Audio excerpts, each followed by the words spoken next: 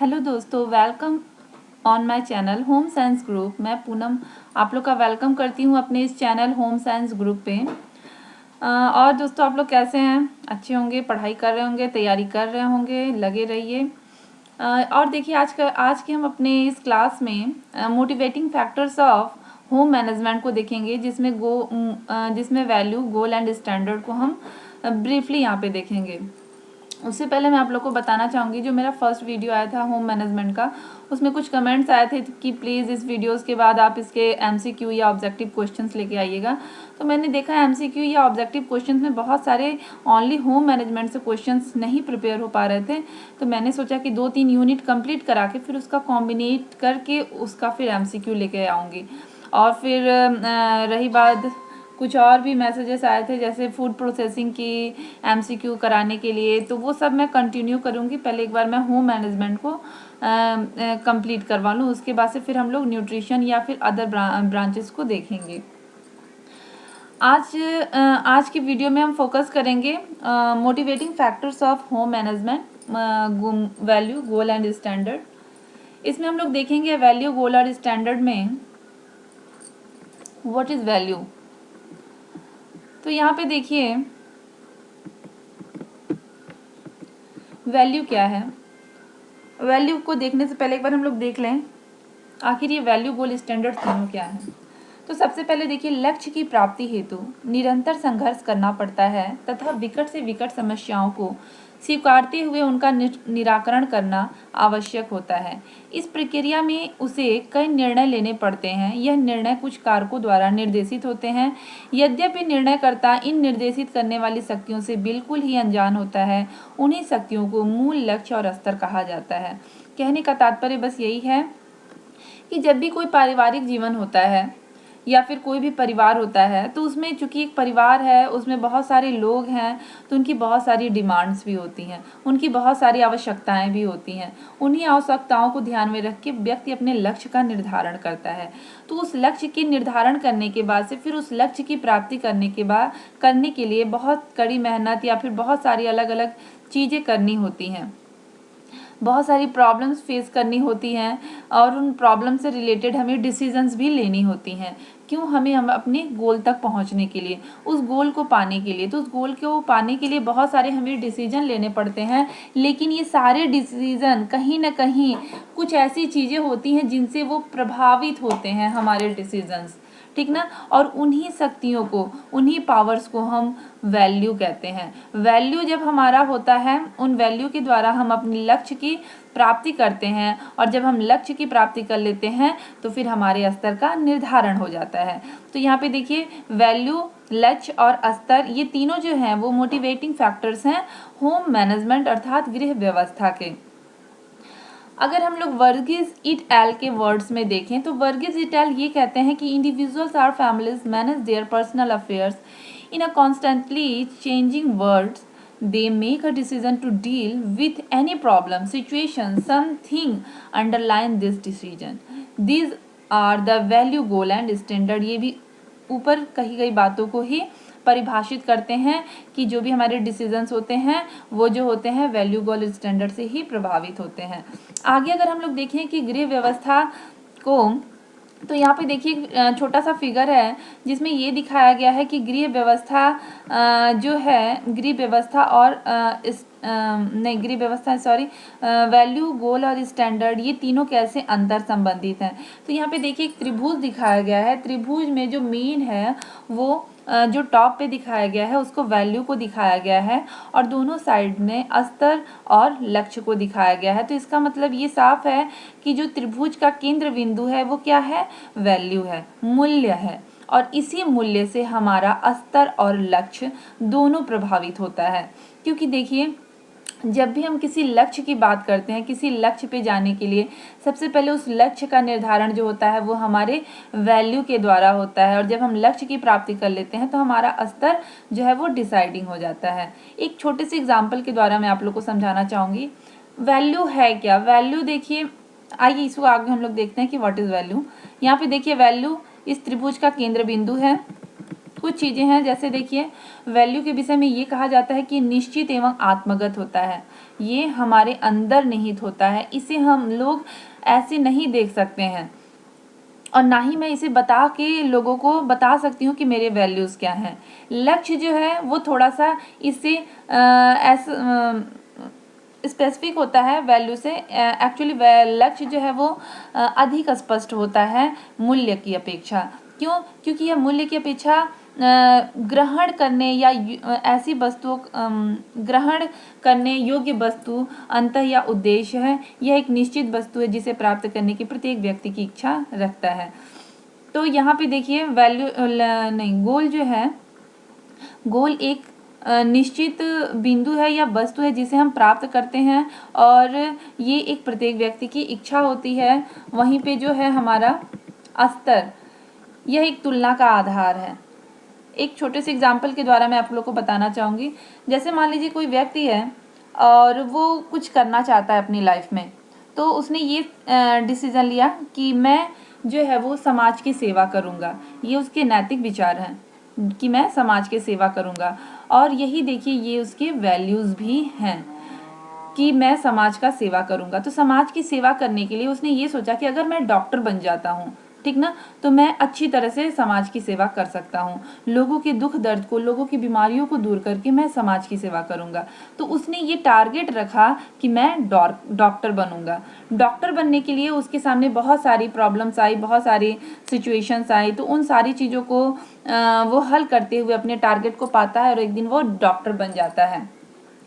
देखिए डॉक्टर बनना उसके लक्ष्य की प्राप्ति हो गई।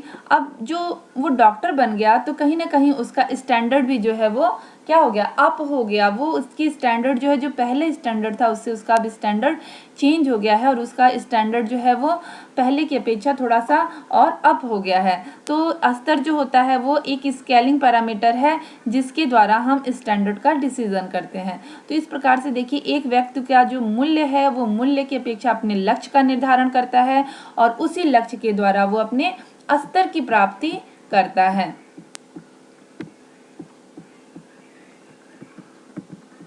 आगे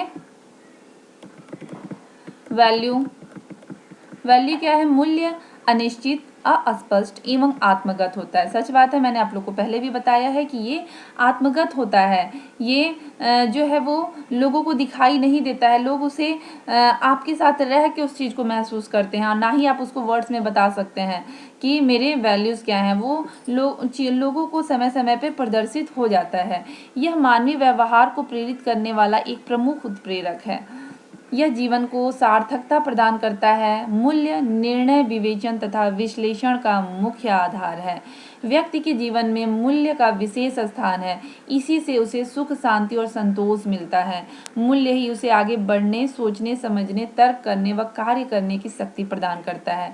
यहाँ पे भी मैं एक आपको एग्जाम्पल दूंगी। जैसे मान लीजिए यहाँ पे कहा जा रहा है कि ये आत्मगत है। यह मानवीय व्यवहार को प्रेरित करने वाला एक प्रमुख प्रेरक है। यह जीवन को सार्थकता प्रदान करता है। सही बात है। मूल्य निर्णय, विवेचन और विश्लेषण का मुख्य आधार है। तो देखिए अगर कोई परिवार है, उस परिवार में ये पहले से, सबसे पहली बात तो मूल्य, मूल्य जो है उसके लिए मैं ये बता रही हूँ। जैसे कि मान लीजिए मूल्य को एक हम जीवन दर्शन भी कह सकते हैं। जैसे प्रत्येक परिवार के जीवन में उसकी कुछ मान्यताएं और कुछ विचारधाराएं होती हैं। जीवन का हर एक पहलू जो होता है वो अब उसके कुछ अपने मापदंड होते हैं और प्रत्येक व्यक्ति विशेष का एक जीवन दर्शन होता है और प्रत्येक परिवार का भी एक जीवन दर्शन होता है। जीवन दर्शन को अगर देखा जाए तो ये अगर एक एग्जाम्पल से मैं ये कहूँ कि यदि किसी परिवार का जीवन दर्शन ऐसा है कि ईमानदारी, कोई भी चीज़, हमें कोई भी कार्य करना है वो हमें ईमानदारी से ही करना है, तो वो लोग किसी भी लक्ष्य को प्राप्त करने के लिए ईमानदारी का रास्ता ही अपनाएंगे और ईमानदारी से ही किसी चीज़ को प्राप्त करेंगे। लेकिन देखिए जैसे जैसे बच्चे बड़े होकर जीवन की वास्तविकता में आएंगे, वे अनुभव से देखेंगे कि ईमानदारी से जीना मुश्किल है। ईमानदारी से जीने से उनका हक दूसरे व्यक्ति छीन ले जाते हैं। तो ये उनका यह अपना अनुभव है और इस कंडीशन में अपने जीवन दर्शन को अर्थात अपने मूल्यों को चेंज भी कर सकते हैं। लेकिन परिवार का पहले जो परिवार इसके पहले जो एक फैमिली है, अर्थात जो मैंने अभी आप लोग को एग्जांपल दिया, उसमें फैमिली का यही वैल्यू है कि किसी चीज़ की प्राप्ति जो हमें करना है वो ईमानदारी से करना है। तो देखिए यहाँ पे वो किसी चीज़ का विवेचन या विश्लेषण भी करेंगे तो ईमानदारी के आधार पे भी करेंगे, और इस प्रकार से वो किसी भी चीज़ की प्राप्ति करना चाहेंगे तो ईमानदारी से ही प्राप्त करेंगे। लेकिन अगर ये मूल्य जो हैं वो समय समय पे परिवर्तित भी होते रहते हैं, जैसे कि इसमें मैंने एग्जाम्पल में ये भी बताया कि जैसे जैसे उसके बच्चे बड़े होते जाते हैं, उस परिवार की जो बच्चे हैं उनको ये लगने लगता है कि यार ईमानदारी से कुछ नहीं होने वाला है, ईमानदारी हम करते रह जाएंगे, लोग हमें हमारी चीज़ों को ही छीन ले रहे हैं, हमारी चीज़ें ही हथिया ले रहे हैं, तो ऐसा है कि हम भी ईमानदारी का रास्ता छोड़ दें। तो यहाँ पे देखिए उसके वैल्यूज़ जो हो रहे हैं अब धीरे धीरे चेंज हो रहे हैं। तो वैल्यूज़ जो है वो परिवार के द्वारा निर्मित होता है और समय समय पे वे वैल्यूज़ जो है वो परिवर्तित भी होने लगते हैं।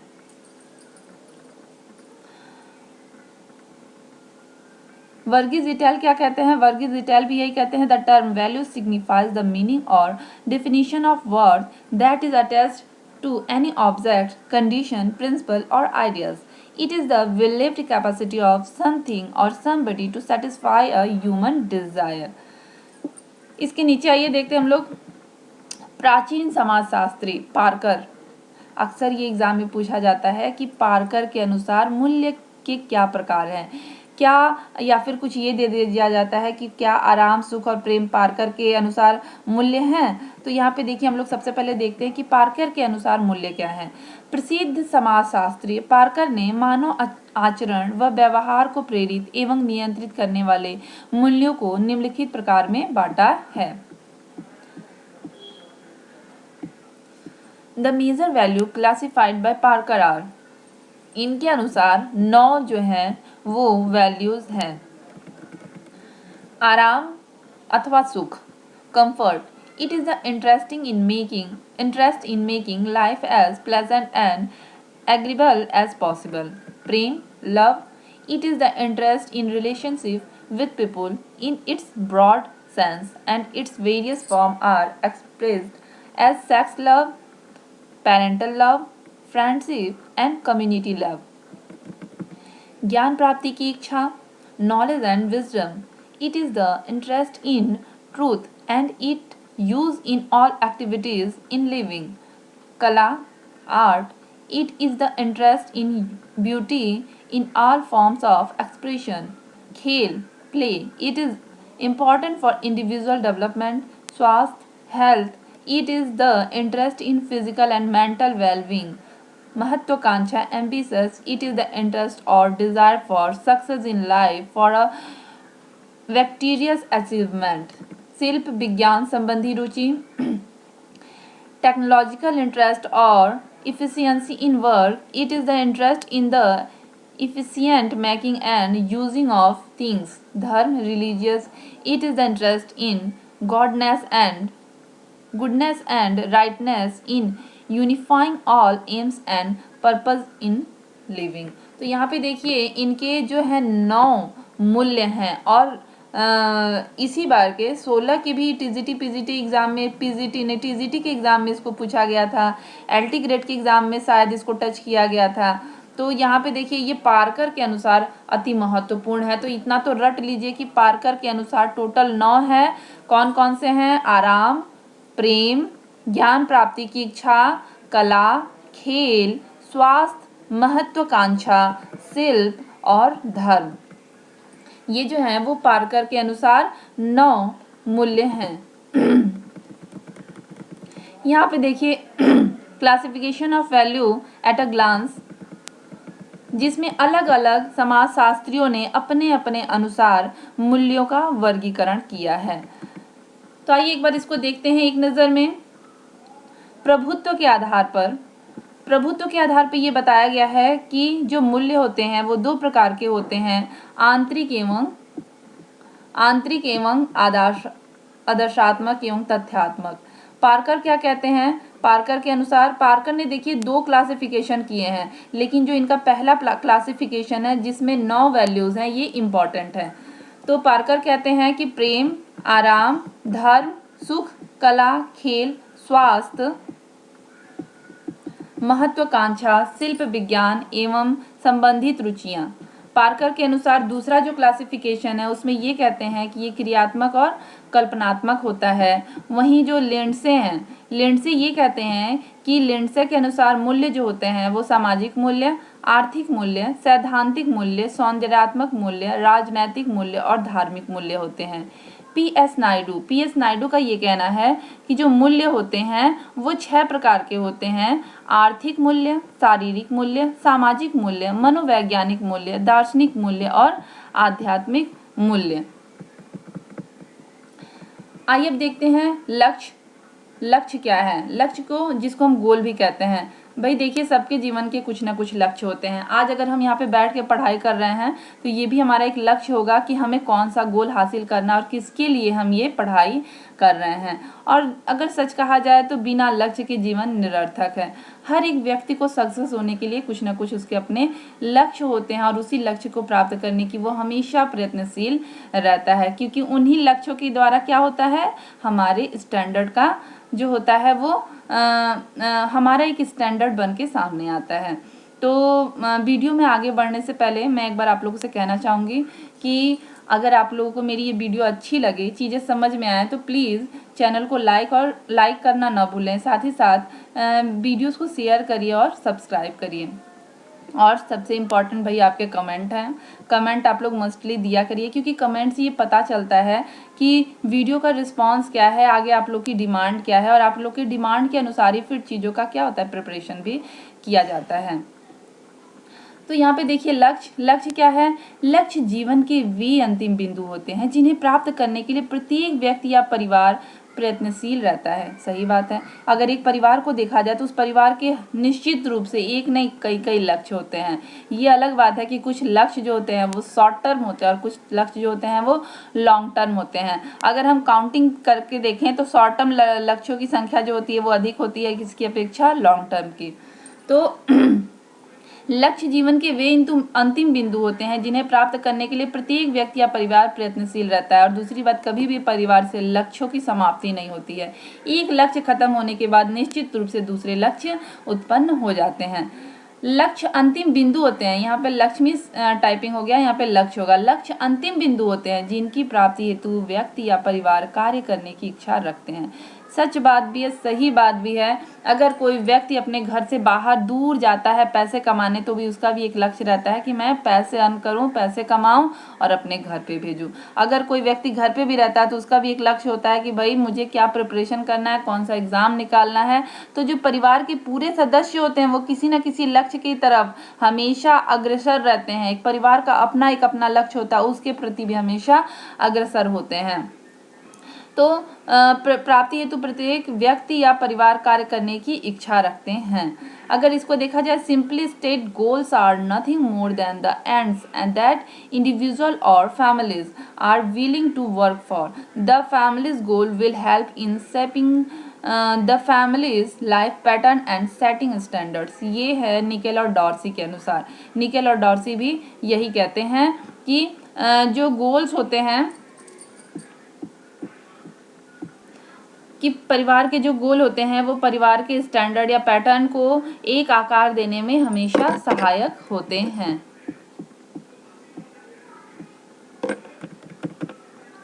आगे क्या है? लक्ष्यों का निर्माण व निर्धारण व्यक्ति की इच्छाओं, जीवन मूल्यों, दार्शनिक विचारधाराओं और अभिवृत्तियों से होता है। ये भी सच बात है, क्योंकि हमारे मूल्य के द्वारा ही हमारे लक्ष्य का निर्धारण होता है। तो चूंकि एग्जाम्पल के द्वारा भी मैंने आपको बताया था कि जैसे अगर कोई परिवार ईमानदार है तो उस परिवार में ये कोई भी लक्ष्य होगा। जैसे कि अगर कोई कार्य भी करना होगा तो उसका यही होगा वैल्यूज़ कि हम ईमानदारी के द्वारा उस कार्य को करें और अपने लक्ष्य की प्राप्ति करें, न कि गलत तरीकों से करके अपने लक्ष्य की प्राप्ति करें। साथ ही साथ लक्ष्य जो होता है, तो लक्ष्यों का निर्माण व निर्धारण व्यक्ति की इच्छाओं, जीवन मूल्यों, दार्शनिक विचारधाराओं और अभिवृत्तियों से होता है। जैसे प्रेम एक मूल्य है, इसे दूसरों के सामने प्रकट नहीं किया जा सकता है, वैसे ही लक्ष्य आसानी से परिभाषित एवं स्पष्ट एवं स्वयं का किया जाता है। और जैसे कि लक्ष्य की परिभाषा, लक्ष्य को अगर हम उदाहरण से देखें तो स्वयं का मकान बनाना, गाड़ी खरीदना, यात्रा करना। तो जैसे प्रेम, अगर हमें किसी व्यक्ति से प्रेम है, अगर हमारे अंदर प्रेम की भावना है, तो इसे हम हमेशा क्या है कि लोगों के सामने प्रकट नहीं कर सकते। ये समय समय पे हमारे आसपास जो लोग होते हैं उन्हें पता चल जाता है कि हमारा मूल्य क्या है। ठीक, लेकिन वहीं हमारे जो लक्ष्य होते हैं वो लोगों को तुरंत इसे हम परिभाषित कर सकते हैं। जैसे कि मेरा टारगेट ये है कि मैं अपना मकान बनवाऊं, तो मैं लोगों को बता सकती हूँ कि मुझे अपना मकान बनवाना है और किसी भी तरह से उसे बनवाना है, या फिर गाड़ी खरीदना, ठीक ना। तो इस तरह से मूल्य जो होते हैं वो दूसरों के सामने प्रकट नहीं किए जा सकते हैं, लेकिन लक्ष्यों को आसानी से परिभाषित किया जा सकता है। अगर हम लक्ष्यों का वर्गीकरण करें, लक्ष्यों को देखें, तो लक्ष्य जो होते हैं वो 3 प्रकार के होते हैं: तात्कालिक या अल्पकालिक, इंटरमीडिएट और शॉर्ट टर्म गोल, साधन समाप्ति लक्ष्य, मीन्स एंड गोल्स, दीर्घकालिक लक्ष्य, लॉन्ग टर्म गोल्स। इसमें अगर हम फर्स्ट को देखें, तात्कालिक या अल्पकालिक लक्ष्य, तो क्या होते हैं? ये लक्ष्य अधिक स्पष्ट एवं निश्चित होते हैं तथा असंख्य होते हैं। सही बात है, मैंने आपको पहले भी बताया था कि शॉर्ट टर्म गोल्स जो होते हैं वो लॉन्ग टर्म गोल्स की अपेक्षा बहुत ज्यादा होते हैं। प्रत्येक परिवार प्रतिदिन इन लक्ष्यों का निर्माण एवं खोज करता है तथा तीव्रता के अनुसार उन्हें प्राप्त भी करता है। जैसे कि सभी लक्ष्य समान रूप से महत्वपूर्ण एवं उपयोगी नहीं होते। वे लक्ष्य जो अधिक महत्वपूर्ण होते हैं उनकी पूर्ति पहले से की जाती है तथा कुछ लक्ष्य अन्य लक्ष्यों की प्राप्ति में सहयोग करते हैं। तात्कालिक लक्ष्य के लिए, जैसे कि मान लीजिए आज मुझे कॉलेज जाना है, कॉलेज जाके अपना एक लेक्चर समाप्त करना है या फिर अपना एक यूनिट समाप्त करना है, तो ये मेरा आज तात्कालिक लक्ष्य हो गया, जिसे मैं आज के आज ही समाप्त कर दूंगी। तो जो अल्पकालिक लक्ष्य होते हैं वो थोड़े समय के लिए होते हैं, लेकिन वहीं साधन समाप्ति लक्ष्य जो होते हैं, साधन समाप्ति लक्ष्य जो होते हैं, जैसे दीर्घकालिक जो लक्ष्य होते हैं उनकी पूर्ति के लिए होते हैं। दीर्घकालिक लक्ष्य को पहले हम समझ लेते हैं तो हमें साधन समाप्ति लक्ष्य समझने में आसानी होगी। दीर्घकालिक लक्ष्य जो होते हैं वे लक्ष्य जिन्हें प्राप्त करने में अधिक समय लगता है उन्हें हम दीर्घकालिक लक्ष्य कहते हैं। कुछ लक्ष्य को प्राप्त करने में महीने एवं सालों लग जाते हैं तथा कुछ लक्ष्यों की प्राप्ति हेतु मानव का संपूर्ण जीवन काल भी कम नजर आता है। ये अधिक अस्थायी होते हैं, इनकी प्राप्ति हेतु व्यक्ति या परिवार जीवन प्रयत्न कठिन परिश्रम करता है, जैसे कि भवन निर्माण कराना, बच्चे को डॉक्टर बनाने के लिए या फिर इंजीनियर बनाने के लिए एक फिक्स मनी कलेक्ट करना, बच्चे की शादी के लिए एक फिक्स मनी कलेक्ट करना। तो ये जो होते हैं हमारे दीर्घकालिक लक्ष्य होते हैं। तो इन दीर्घकालिक लक्ष्यों को प्राप्त करने के लिए साधन समाप्ति लक्ष्यों का उपयोग किया जाता है।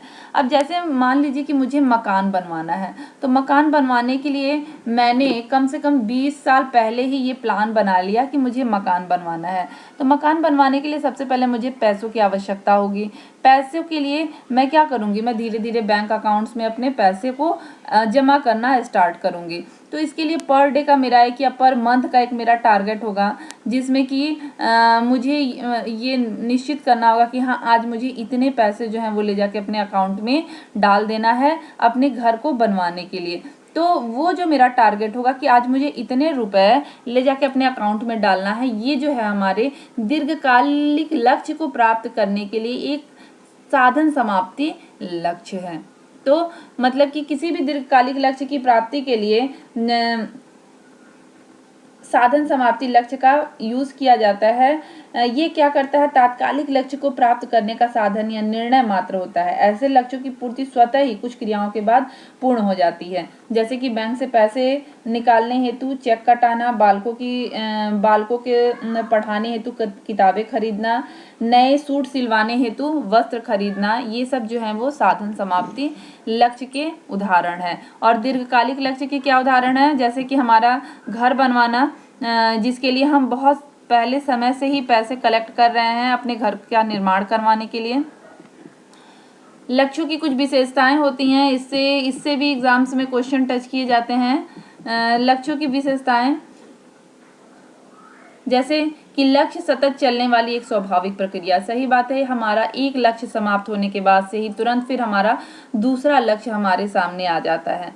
तो तो लक्ष्य जो है एक सतत चलने वाली स्वाभाविक प्रक्रिया है, अर्थात जब तक जीवन है तब तक हमारा लक्ष्य जो है वो कभी समाप्त नहीं होता है। लक्ष्य परिवर्तनशील होते हैं, ये भी सच बात है। हम कभी एक लक्ष्य पे नहीं टिके रहते हैं। देखिए आज जैसे हमारा लक्ष्य ये है कि हम घर बनवाएं, तो कल हमारा लक्ष्य ये भी हो सकता है कि हम साथ ही साथ अपना एक गाड़ी भी खरीद लें। तो लक्ष्य जो होते हैं वो हमारे हमेशा बदलते रहते हैं। एक लक्ष्य की पूर्ति के बाद से दूसरी लक्ष्य की उत्पत्ति होती है। लक्ष्यों की उत्पत्ति मूल्यों से होती है, ये तो आप बहुत अच्छे से समझ गए होंगे कि लक्ष्यों की उत्पत्ति मूल्यों से ही होती है। जैसे कि मैंने आपको एग्जाम्पल दिया था ईमानदारी वाला। अगर मेरा ये टारगेट है कि मैं या फिर सामाजिक सेवा करना, तो ये कहीं ना कहीं हमारे मोरल्स होते हैं, हमारे मोरल थिंग्स होते हैं जो हमारे टारगेट्स को, हमारे गोल्स को प्रभावित करते हैं। जैसे कि मेरा ये मोरल थिंक, सपोज दैट मेरा ये मोरल थिंक है कि मैं समाज की सेवा करूं, मैं लोगों की सेवा करूं, तो इसके लिए मैं कैसे सेवा करूं? तो भाई नॉर्मली अगर मैं कुछ ऐसे कार्य करती हूँ, जैसे डॉक्टर बन जाती हूँ या फिर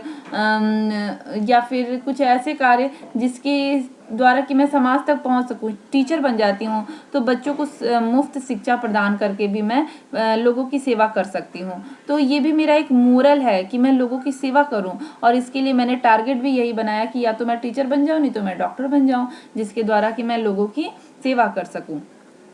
लक्ष्य व्यक्तित्व का विकास होता है, ये भी सच बात है कि लक्ष्यों के द्वारा व्यक्तित्व का विकास होता है। कैसे? कि देखिए अगर मैं अपना एक टारगेट बनाती हूँ कि मुझे डॉक्टर बनना है या फिर टीचर बनना है, तो ये तो नॉर्मली बात है भाई कि मेरा एक डेवलपमेंट हो रहा है, मेरे व्यक्तित्व का एक विकास हो रहा है, लोग मुझे मेरे व्यक्तित्व को जान रहे हैं। तो ये मेरे व्यक्तित्व का विकास है लक्ष्य के द्वारा। लक्ष्य व्यक्तिगत एवं सामूहिक दोनों ही प्रकार के हो सकते हैं, ये भी सच है। लक्ष्य हमारे व्यक्तिगत भी हो सकते हैं और सामूहिक भी हो सकते हैं। कैसे? देखिए अगर लक्ष्य मैंने ये बनाया कि मुझे टीचर बनना है, तो ये सिर्फ मेरा एक व्यक्तिगत लक्ष्य है जिसकी पूर्ति के लिए मैं ही लगी रहूंगी। लेकिन अगर मैंने ये लक्ष्य बनाया कि मुझे अपने परिवार के लिए एक नया घर बनवाना है, तो ये मेरा सामूहिक लक्ष्य है जिसे मैं सबके लिए कर रही हूँ, और इसमें सिर्फ मैं ही नहीं कर रही हूँ बल्कि परिवार के अन्य सदस्य भी मेरा हेल्प कर रहे हैं। लक्ष्यों की प्रकृति गतिशील होती है, ये भी सच है कि लक्ष्य हमेशा गतिशील होते हैं। लक्ष्य समाज से प्रभावित होते हैं, ये भी सच है, क्योंकि लक्ष्य जो है वो हमारे बाहरी इन्वायरमेंट या एनवायरमेंटल फैक्टर्स होते हैं उनके द्वारा प्रभावित होते हैं। जैसे मान लीजिए कि पड़ोसी के यहाँ गाड़ी आ गया, तो भाई हमारा भी टारगेट हो जाएगा कि मेरे यहाँ भी गाड़ी आ जाए। क्यों? ऐसा होता है ना, बगल में देख के, बगल वाले अंकल को देख के लगता है कि उनके यहाँ गाड़ी आ गई तो भाई मेरे यहाँ भी गाड़ी आ जाए।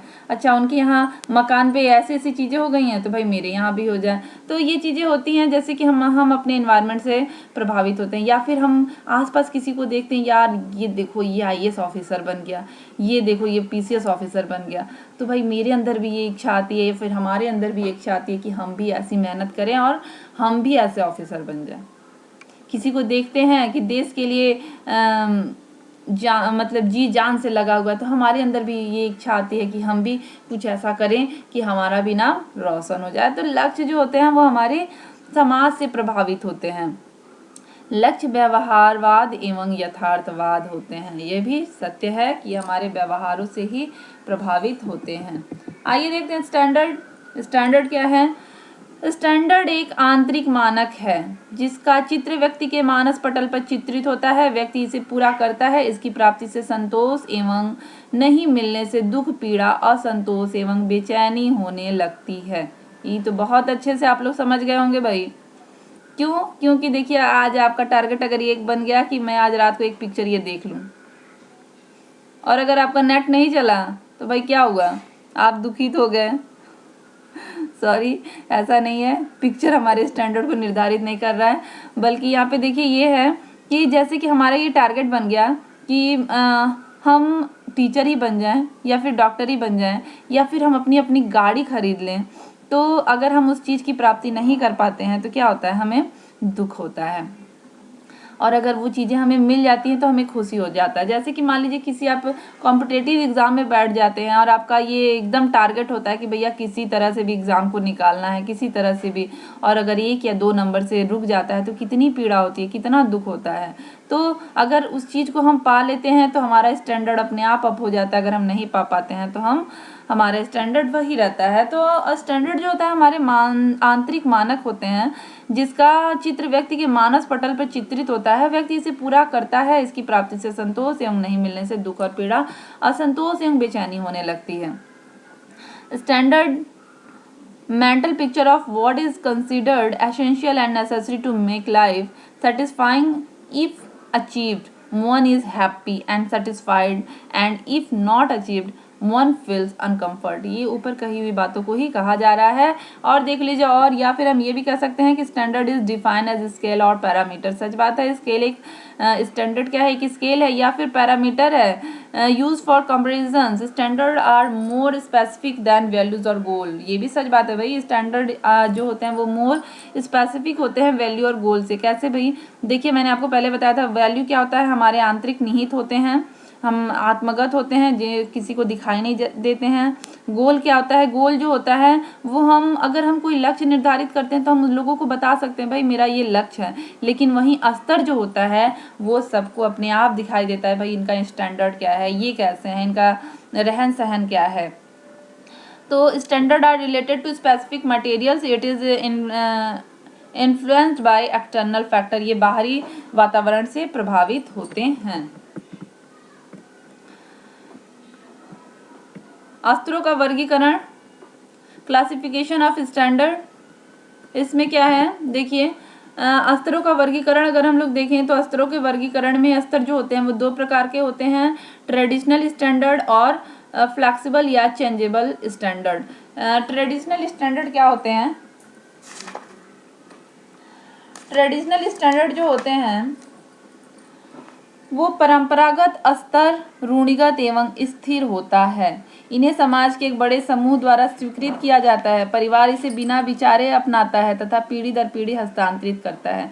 अच्छा, अगर मैंने आपसे ये पूछूं कि समाज के एक बड़े वर्ग के द्वारा कौन सा स्तर यूज किया जाता है, तो आपके दिमाग में पहले क्या आएगा, फ्लेक्सिबल या फिर ट्रेडिशनल? बताइए। हो सकता है फ्लेक्सिबल आए, क्योंकि हम लोग का जो लाइफ स्टैंडर्ड है वो बहुत फ्लेक्सिबल हो गया है। लेकिन ऐसा नहीं है, हम लोग अब भी परंपरागत स्तर को ही जीते हैं। और सही भी है भाई, बहुत सारी चीज़ें हमारी संस्कृति वगैरह इसी से बची हुई हैं। तो परंपरागत स्तर जो है वो क्या होता है, परंपरागत स्तर रूढ़िगत एवं स्थिर होता है। इन्हें समाज के एक बड़े समूह द्वारा स्वीकृत किया जाता है। ये क्वेश्चन टीजीटी के एग्जाम में पूछा गया था, सन 2011 वाले टीजीटी 11 में जो टीजीटी का एग्जाम आया था उसमें ये पूछा गया था। तो परिवार इसे बिना विचारे अपनाता है तथा पीढ़ी दर पीढ़ी हस्तांतरित होता रहता है। सच बात है। कैसे, देखिए, अगर एक परिवार में ये मान्यता रखी जाती है कि घर में प्रतिदिन सुबह उठकर झाड़ू लगाना है, पोछा देना है, रसोई गृह की सफाई करनी है, चूल्हा साफ करना है, उसके बाद से ही खाना बनाना है, तो ये हमारा पीढ़ी दर पीढ़ी हस्तांतरित होने लगता है। अगर हम एक दिन इसको बिना किए खाना बना लें या फिर खाना खा लें तो हमें ऐसा लगेगा यार ये काम हमने नहीं किया। या फिर हमारे अंदर ये पहले से नहीं थे कि नहीं, नहाने के बाद ही हमको बाहर जाना है या फिर स्कूल जाना है। तो जब तक हम नहाएंगे नहीं, स्नान नहीं करेंगे, तब तक हमें लगेगा कि कुछ काम अधूरा है, कुछ काम अधूरा है। तो एक ये ट्रेडिशनली चला आ रहा है कि भैया नहीं, नहा के ही आपको स्कूल जाना है, या फिर नहा के आपको कोई भी बाहर जाना है, या फिर, तो ये एक परंपरागत स्तर है जो बनता चला आया है। और अगर इसको देखें तो conventional standard are fixed and arise from the value of social aspects. In this, people change to meet the standard. Conventional standards are traditional and are accepted by the community or by a social group within it. They are fixed at a given time and liable to change when conditions change. वहीं पे देखिए नमनीय परंपरागत नहीं, sorry, यहाँ पे नमनीय स्तर होगा, परंपरागत नहीं आएगा, यहाँ पे सिर्फ ओनली नमनीय स्तर होगा, जिसको हम फ्लेक्सिबल और चेंजेबल स्टैंडर्ड कहते हैं। ये स्तर परंपरागत स्तर के ठीक विपरीत होते हैं। इन्हें व्यक्ति अपनी इच्छा, रुचि, आवश्यकता एवं सुविधा अनुकूल परिवर्तित कर लेते हैं। इन स्तर को समाज के एक बड़े समूह द्वारा मान्यता नहीं दी जाती है। सच बात है, हाँ भाई सच बात है। इसलिए कि देखिए अगर हमारे पास पर्याप्त समय होने पर भी हम घर के प्रत्येक कमरे में झाड़ू लगाते हैं, पोछा करते हैं, घर की सभी चीज़ों को भली भांति झाड़ पोंछ कर व्यवस्थित करते हैं, यहाँ तक कि दीवार व छत पर लगे जाले को भी झाड़ साफ कर ही रखते हैं, घर के कोने कोने की सफाई करते हैं, परंतु जब समय कम होता है तब हम इन चीज़ों को नहीं करते हैं, तो ये हमारा होता है क्या, फ्लेक्सिबल। मतलब कि अगर हमारे पास भरपूर समय है तो हम सारे कार्यों को निपटाएंगे, लेकिन अगर हमारे पास भरपूर समय नहीं है तो हम कुछ कार्यों को स्किप करके, कुछ ही कार्यों को करके अपने काम को पूर्ण कर लेंगे, तो ये हमारा फ्लेक्सिबल है। लेकिन यहाँ पे कहा गया ये स्तर परंपरागत स्तर के ठीक विपरीत है। सही बात है, क्योंकि परंपरागत स्तर में ये फिक्स रहता है कि भाई हमें इतने कार्य करके ही जाना है, तो उतने कार्य हम करके निपटा के ही जाते हैं। और अगर हमारी सोच मतलब कि और अगर हम नमनीय में देखें तो नमनीय में बहुत सारे कामों को हम स्किप करके भी अपने मतलब मेन कार्यों को कर लेते हैं। अगर इसको अपनाने की बात देखें तो देखिए हमारे इंडियन कल्चर में मेनली जो यूज़ किया जाता है, मतलब जो अपनाया जाता है, वो परंपरागत स्तरों को ही ज़्यादा अपनाया जाता है, और फ्लेक्सिबल और चेंजेबल स्टैंडर्ड जो है वो अधिकतर फॉरेन कंट्रीज़ में यूज़ किया जाता है। तो ठीक भी है, क्योंकि देखिए जितना ही लोग चेंजेबल हो रहे हैं उतनी ही बीमारियां बढ़ती जा रही हैं, और उतनी ही चीज़ें हमारे सामने क्रिटिकल कंडीशंस क्रिएट हो रही हैं। तो भाई हमारी संस्कृति, हमारा सभ्यता जो है वो बहुत अच्छा है अन्यों की अपेक्षा, और भाई ये सारी चीज़ें बनी रहें। आगे देखते हैं, flexible standard are developed and changed according to the individuals demand, they change to sweet the human situations but they are not widely accepted by the community. भाई देखिए अगर एक महिला है और उसे ऑफिस जाना है तो ये ज़रूरी नहीं है कि वो अपने सारे कार्यों को निपटा के ही जाए, वो अपने कम कार्यों को करके मेनली भोजन पका के भी चली जाती है और आके फिर अपना घर की सफाई कर लेती है। तो ये क्या हो गया, नमनीय हो गया, मतलब कि वो थोड़ी सी अपने रहन सहन के स्तर में चेंजिंग लाके अपने कार्यों को इम्पोर्टेंस दे रही है। आगे देखते हैं, स्तर की उत्पत्ति मूल्यों से होती हैं। यहाँ पे एक देखिए कोरिलेशन को दिखा रहा है, स्तर की उत्पत्ति मूल्यों से होती है। सच बात है, मूल्य और लक्ष्य एक दूसरे से संबंधित होते हैं, स्तर भी मूल्य लक्ष्य से संबंधित होते हैं, परंतु इनके बीच अंतर संबंधों की रेखा ढूंढना बेहद मुश्किल कार्य है। यद्यपि स्तर का निर्धारण मूल्य, लक्ष्य एवं साधन से ही होता है। मतलब इनके कहने का यही मतलब है कि कहीं ना कहीं अगर हम लोग देखें किसी भी परिवार की व्यवस्था में 3 उत्प्रेरक होते हैं भाई, 3 मोटिवेटिंग फैक्टर्स होते हैं, वैल्यू, गोल एंड स्टैंडर्ड। अगर इन तीनों का जो केंद्र बिंदु होता है वो मेन क्या होता है, वैल्यूज होता है। लक्ष्य और स्तर इसके सहायक होते हैं। स्तर वह आदर्श होता है जिसकी तुलना का आधार माना जाता है, जबकि लक्ष्य वह निश्चित वस्तु होती है जिसे हम प्राप्त करने की इच्छा रखते हैं और जिसके लिए हम हमेशा प्रयत्न करते हैं। The goal, value and standard are closely related concept. Value is the base and form. Values stem the other two concepts, goal and standard. Value are important to the individual, but vague to express in operational terms. The concept of goal is more specific. It significant something definite toward which one work. A standard is defined as something used as a basis. तो देखिए कहीं ना कहीं जो हमारे मूल्य, लक्ष्य और स्तर होते हैं वो तीनों जो होते हैं वो एक दूसरे से संबंधित होते हैं। वैल्यू जो होता है, वैल्यू के द्वारा ही हम गोल का निर्धारण करते हैं और गोल से ही हम अपने स्टैंडर्ड को मेंटेन करते हैं। तो ये रहा हमारा आज का चैप्टर, वैल्यू, गोल, स्टैंडर्ड। कैसा लगा आप लोगों को प्लीज़ कमेंट करके ज़रूर बताएं। और साथ ही साथ इसके बाद हम लोग अपने अगले यूनिट को देखेंगे। अगले यूनिट में हम कवर करेंगे डिसीज़न मेकिंग्स और अदर भी जो चीज़ें हैं। मतलब बहुत जल्दी कोशिश करेंगे कि मैनेजमेंट का जो पोर्शन है उसको हम ख़त्म करें, और 1-2 यूनिट के बाद ही मैं फिर MCQ लाऊंगी।